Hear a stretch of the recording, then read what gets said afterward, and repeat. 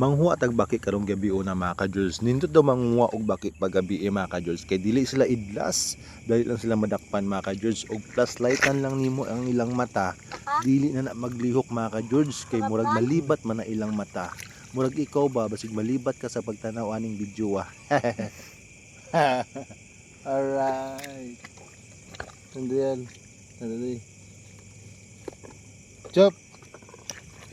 Bitaw mga ka-George, lami kay ni mga ka-George, morning pwede nimo siya sabawan, pwede nimo siya adobuhon, pwede nimo siya gataan, depende sa gusto nimo mga ka-George kung sa gusto nimo nga trip nga luto aning palakang palay.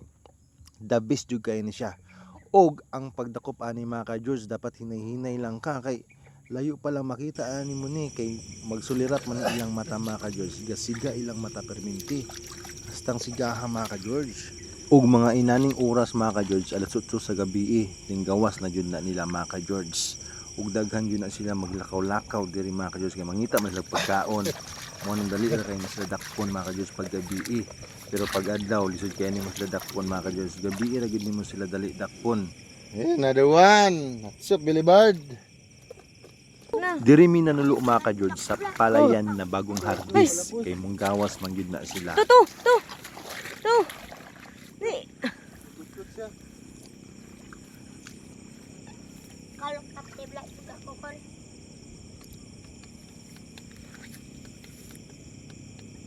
Ug dapat ang imong flashlight na gamiton mga ka-George katong pang long range mga ka-George para layo pa lang kita na nimo dayon ang palakang palay mga ka-George kay ang ilang mata siga man na pag flashlightan nimo na mga ka-George automatic hindi na mo lihok kay malibat man ang ilang mata mga ka-George. Oh. Ano? Dabi dahil baki diri mga ka-George. Lami biya ning baki mga ka-George. Ano sa mamaki ay? Nan. Oh? Nan. Sabong sa mamaki ay. Hindi maglumpat. Yeah. Nagapulay lang ilang mata oh.